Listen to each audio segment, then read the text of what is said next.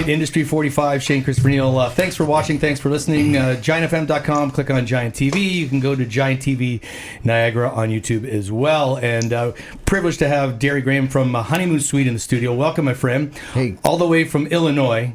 Yes, well, sir. kind of through Atlanta, I heard. But yes, here in real time, you're playing a show tonight.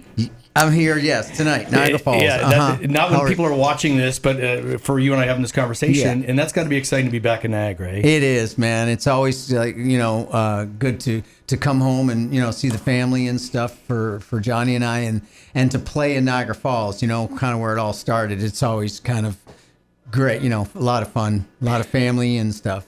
So when you look at your career, which started in the late 70s, early 80s, we'll say early 80s, right, when Honeymoon Suite started, when you look back at that now, do you sit there and think, what a ride? Like, I mean, when you think of today, how hard it is for artists to get out, to get record label support. You guys had We behind you back in the day. You ever look back and go, that was a pretty amazing time back when we started this thing and how we got to where we're at today? Yeah, it was, and it is, and the fact that we're still at it, some 30, 35 years later, and we still have a great audience, and we still tour as much as we ever did. We're really lucky in that respect, but I'm so glad, that we came up when we did back when the business was completely different. And we hit the road and we worked really hard and, we paid our dues, so to speak. We got our record deal and we came up the hard way and we wrote our own songs and all that stuff. It really is paying off for us now because, the hits and stuff. I love where I'm at right now and what I get to do. And I think it would be tough to be a young band today because it's so different. Absolutely. What makes you, in particular, a really good songwriter? You've written some great songs. Now they're classic rock songs. Back then they were obviously new songs. But what made you such a good songwriter? What makes you a good songwriter today? Oh man, I don't know if there's a formula for what makes a good songwriter. Well, thank you for saying that. But they just, it's just a passion that I've had since I was a kid. And if I've learned anything, it's from the people that I learned the songs, the bands that I grew up with, the Alice Coopers and Deep Purples and Santanas and Zeppelin and all these bands that I grew up with. I listened to their songs and I played in cover bands for years. So I learned those songs. I learned the bridges and the choruses. So I think you kind of learn from your influences and then kind of put it in your own way, So you've had many successful hits and albums, but I want to talk about a few things. First of all, a couple of the producers you had. Bruce Fairbairn, obviously amazing. Did Aerosmith, Bon Jovi, some huge names. Flesh and Blood by Poison, I believe. How did a guy like Bruce or even Ted Templeton help you guys as songwriters and as artists? Because one thing I've noticed about Honeymoon Suite, all your albums are really good, but they all sound very different from each other. They do. And, just on the material, the one thing about Honeymoon Suite that I love is that our records, you get 10 or 12 songs, but they don't all sound the same. You've got an album, like our first album, you had a song like Wave Babies on it, but then you had Burning in Love, two completely different songs. However, they all fit into the mold, into the brand, whatever. So we're fun. We get to do that with our records. And as far as the producers go, with Bruce. Yeah. And Bruce was a musician. He used to play in Prism many years ago, and he was a songwriter. And to me, I don't think you can be a good producer unless you start out as a musician and a writer, because then you're inside the music. Bruce would really make us work on the songs, and that's the most important thing, because if you haven't got great songs before you go into the studio's not going to make them any better. And Ted was the same way. These are song people. They'd pick apart the song, and they'd go for the feel. I found that after your third album, you get into Monsters Under the Bed, and at that time, it's just you and Johnny, correct? Yeah. And you have a couple of other players on the album. Now, Paul Northfield produced that. I didn't realize he was with Dream Theater, Queensryche, Rush. And now when I listen to that album, I can hear a little bit of that in there. Yeah. So, what did you think of that when you were kind of going in that direction? Were you happy with that album? I think it's a great album. I am. It was a different record for us. It was more like a serious record. We took it up to Le Studio in Quebec where Rush recorded, which was a real buzz to be up there for a couple of months recording in that vibe, you know. Absolutely, yeah. And that studio's gone now, but I'm glad we get to do an album there. And Paul brought his kind of metal influences or what have you, the more harder rock sound into that. And Ray Coburn was in the band at that time, so it was a real concentrated effort between me, Johnny, and Ray to writing that record. And it just had a really cool sound to it. In itself, it's a great album. Well, I'll talk about your daughter real quick. So she was at our sister station, Country 89 here.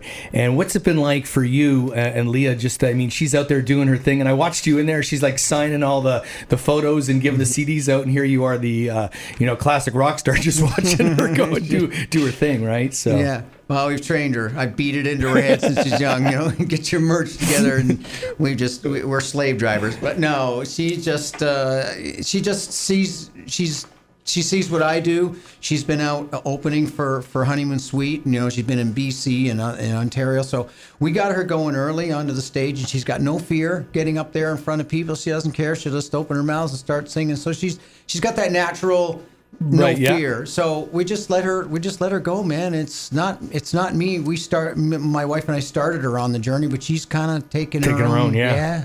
Talk about Market Square, the song too. So that song is on Hands Up. An album that came out a couple years ago. Yes. And who wrote the song? And when I listened to it, it sounds like something. The lyrics obviously in there have a correlation with you and her, I think, right? So explain about the writing in that whole song. Well, it's funny. Actually, Johnny D really started that song because he thought it was so cool that when Leah was young, I would do a lot of gigs with her, little acoustic gigs around this small town that we live in. We'd go down to the Market Square and we'd play, sometimes just for tips, or we'd play little festivals down there. And because, Leah needed me at that time just to help her out on the guitar. So Johnny thought that was so cool. So that inspired him to write that lyric. He takes his daughter down to Market Square. If you listen to the lyric, that's the first thing I thought of, right? So Johnny wrote that. I said, "Hey, man, that's really cool." He goes, "No, it's like I think it's cool what you and Leah do." So that's where the seed of that song came from. And she sings it with you live too. Yes, and she guested on the record. She did at the end. She comes in with Johnny and sings harmony. There's a cool bit on YouTube I found that you guys were in this room. Right, I know the video. Yeah. And Johnny's kind of standing there playing guitar, and you're sitting down, and Leah's there singing. Yeah, that was the moment. We were just in a rehearsal hall, and Leah was there, and we started singing. I said, "Let's get this. Let's get a video of her and Johnny singing," and it's a really neat, nice moment. So you have a great back catalog, a great live show, and now a new album that's going to be coming out soon. So I want to talk about that. So here's my theory right now. You're at 1225 Label Group in Nashville, Tennessee, with Mike Krampus and Rich Redmond. I know that Randy Cook played on Lemon Tug as a drummer, and I know that Randy Cook has a connection with Mike in Nashville. Is that how this whole thing came together, where you guys got together with the two of them, or no? Yeah, well... Am I making that up? No, like we all come from Toronto. Like we all know each other, and I've known Randy forever. And Mike used to play with Nelly Furtado and Smash Mouth. He's a Toronto guy, but he's been down in Murfreesboro for a while. He's got a nice house with a studio in it down there.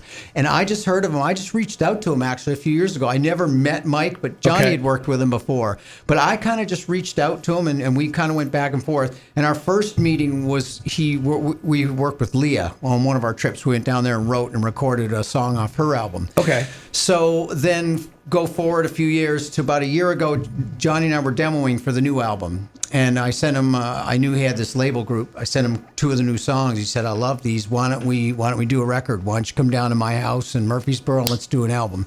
So that's what we've been kind of going back and forth working on now. So the first time I noticed this, Rich Redmond had posted some photos, and you were in them, and then I'm thinking, is Rich playing drums on this album? And it didn't. And then it kind of, as I was watching your post, that it made sense that the whole band was down there and you guys were recording a record. So. Yeah, it's when we first went down, and Rich, I guess you. Yeah, I know Rich. Yeah, that guy. He's what a 20 years with Jason Aldean. Yeah, and what a monster on drums. But he's partners with Mike, and the whole production thing. So we'd go down there our first trip, and we were just writing and hashing out the songs.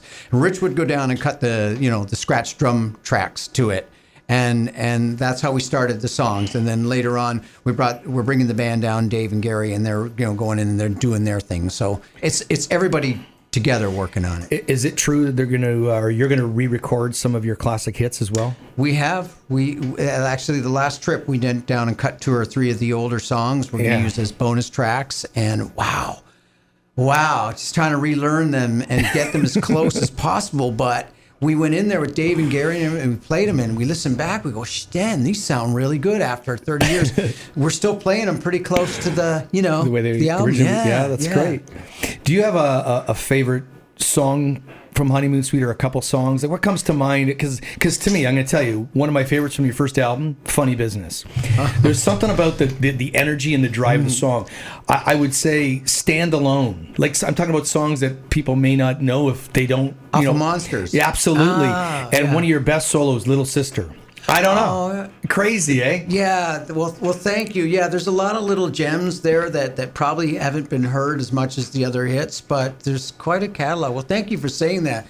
But do you have any favorites like that are maybe not the songs people might know? Like, I mean, everyone knows Your New Girl Now and Burning in Love and that, but I don't know, man. There's so many. There's a couple songs off of Monsters that I'm pretty proud of my guitar playing. Bring On the Light is I like playing. I like the guitar stuff I did on that, especially the beginning.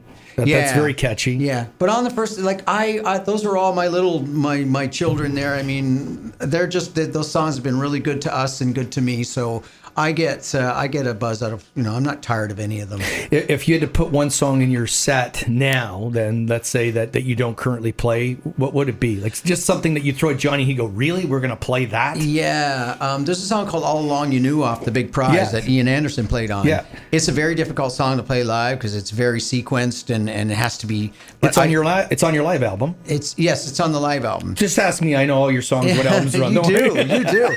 We do it once in a while, but there's so many moving parts to it. But guitar-wise, I love playing that one because there's I really have to think, and once in a while we do it.